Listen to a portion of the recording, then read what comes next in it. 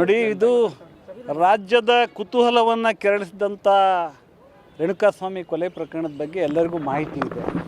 ಕಳೆದ ಡಿಸೆಂಬರ್ನಲ್ಲಿ ಹೈಕೋರ್ಟ್ನ ನ್ಯಾಯಾಧೀಶರಂಥ ಜಸ್ಟಿಸ್ ವಿಶ್ವಜಿತ್ ಶೆಟ್ಟಿ ಅವರು ಎಲ್ಲರಿಗೂ ನಮ್ಮ 7 ಜನಕ್ಕೆ ಜಾಮೀನನ್ನು ಕೊಟ್ಟಿದ್ದರು. ಆ ಜಾಮೀನು ಕೊಟ್ಟಾದಮೇಲೆ ಉಳಿದವ್ರಿಗೆ ಅದರ ಆಧಾರದ ಮೇಲೆ ಮತ್ತು 4 ಜನರಿಗೆ ಸೆಷನ್ಸ್ ಕೋರ್ಟ್ ಜಾಮೀನು ಕೊಡ್ತು. ಹೈಕೋರ್ಟ್ ಕೊಡೋಕ್ಕಿಂತ ಮುಂಚೆ ಕೂಡ 3 ಜನರಿಗೆ ಜಿಲ್ಲಾ ಸೆಷನ್ಸ್ ಕೋರ್ಟಲ್ಲಿ ಬೇಲ್ ಸಿಕ್ಕಿತ್ತು. ಒಟ್ಟು 17 ಜನ ಆರೋಪಿಗಳು.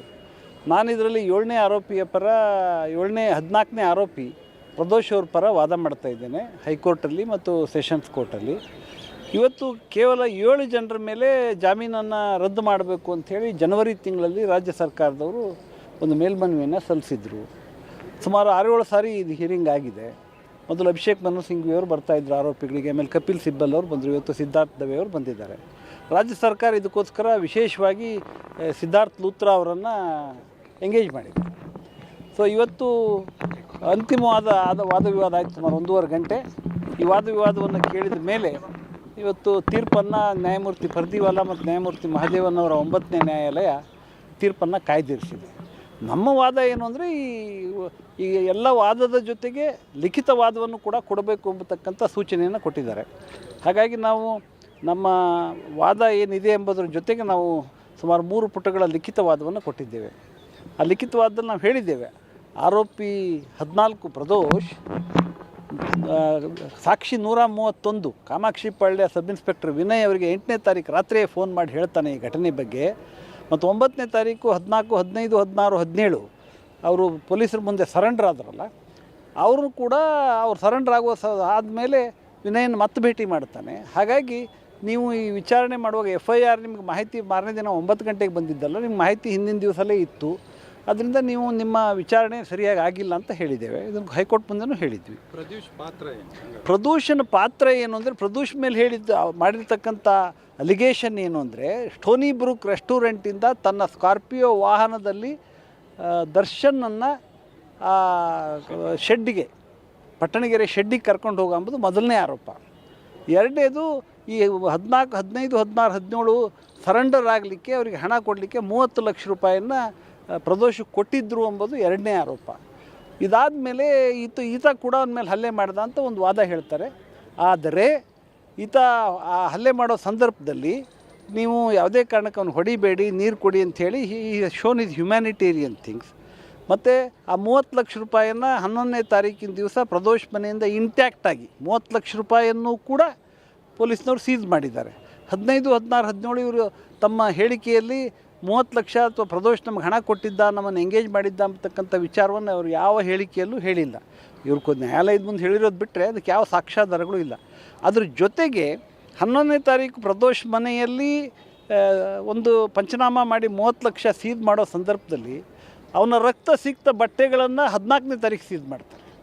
11ನೇ ತಾರೀಕು ಇವನಿಂದ ಇಂತಿಂಥ ವಿಚಾರಣೆ ಮಾಡೋ ಸಂದರ್ಭದಲ್ಲಿ ಇಂತಿಂಥ ವಸ್ತುಗಳನ್ನ ವಶಪಡಿಸ್ಕೊಳ್ಬೇಕು ಅಂದರೆ ಬಟ್ಟೆಗಳನ್ನು ನಂತರ ಈ ಕಥೆಯನ್ನು ಈ ಧಾರಾವಾಹಿ ಎಪಿಸೋಡ್ ಥರ ಮಾರನೇ ದಿವಸ ಬಟ್ಟೆಯನ್ನು ಹೆಂಗೆ ಮಾಡ್ತಾರೆ.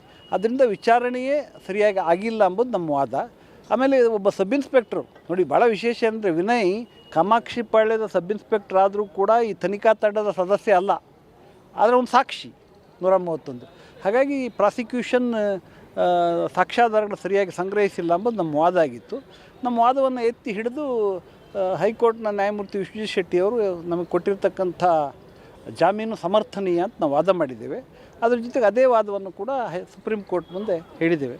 ಆದರೆ ಸುಪ್ರೀಂ ಕೋರ್ಟು ವಾದದ ಸಂದರ್ಭದಲ್ಲಿ ಪ್ರಶ್ನೆ ಉತ್ತರಗಳನ್ನು ಯಾವ ರೀತಿ ಕೇಳ್ತು ಅದರ ಆಧಾರದ ಮೇಲೆ ನಾವು ಒಂದು ತೀರ್ಪು ಇದೇ ಥರ ಬರ್ತದೆ ಅಂತ ಹೇಳಿ ಪ್ರಾಸಿಕ್ಯೂಷನ್ ಪರ ಪ್ರಶ್ನೆ ಕೇಳಿದರೆ ಅಥವಾ ಆರೋಪಿಗಳ ಪರ ಪ್ರಶ್ನೆ ಕೇಳಿದರೆ ಅಥವಾ 2ನೇ ಆರೋಪಿ ಬಗ್ಗೆ ಕೇಳಿದರೆ ಆ ಪ್ರಶ್ನೆಗಳ ಆಧಾರದ ಮೇಲೆ ತೀರ್ಪನ್ನು ಊಹಿಸಲಿಕ್ಕಾಗೋದಿಲ್ಲ.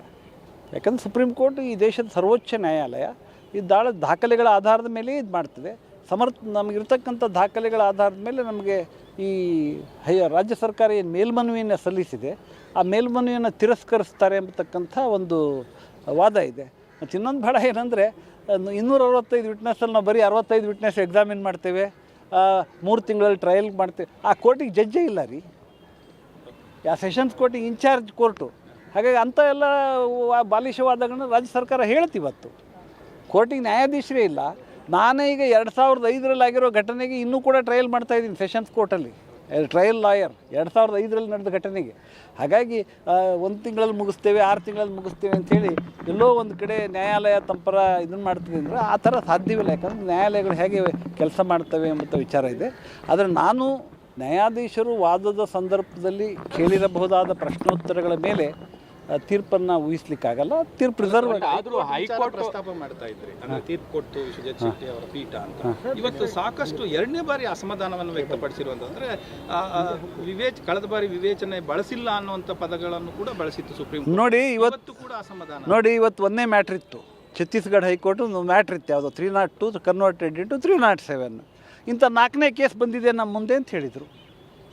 ಹೈಕೋರ್ಟ್ ನೋಡಿ, ಈ ದೇಶದ ಎಲ್ಲ ಉಚ್ಚ ನ್ಯಾಯಾಲಯಗಳ ಮೇಲೆ ಸರ್ವೋಚ್ಚ ನ್ಯಾಯಾಲಯಕ್ಕೆ ಅಧೀನ ನ್ಯಾಯಾಲಯಗಳು. ಹಾಗಾಗಿ ನಾವು ಸೆಷನ್ಸ್ ಕೋರ್ಟ್ ಮಾಡಿದಾಗ ಸೆಷನ್ಸ್ ಕೋರ್ಟ್ ಅದು 2 ಅಂತ ನಾವು ಹೈಕೋರ್ಟ್ ಮುಂದೆ ಹೇಳ್ತೀವಿ ತಪ್ಪು ಮಾಡಿದೆ ಅಂತ. ಹಾಗಾಗಿ ಅದನ್ನು ನೀವು ನ್ಯಾಯಾಂಗೀಯ ಶಬ್ದ ಅಂತ ತಗೊಳ್ಬೇಕೇ ಹೊರತು ಅದು ಒಂದು ಸ್ಪಷ್ಟವಾಗಿರ್ತಕ್ಕಂಥ ಘೋಷಿತ ಅಭಿಪ್ರಾಯ ಅಂತ ತಿಳ್ಕೋಬಾರ್ದು. It remark.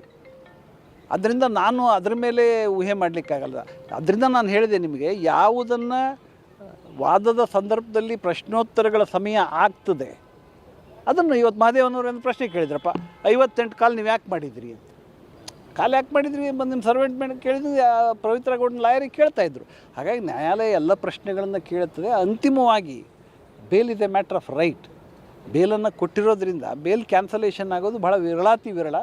ನನಗೆ ವಿಶ್ವಾಸ ಇದೆ ನಮ್ಮ ಆರೋಪಿ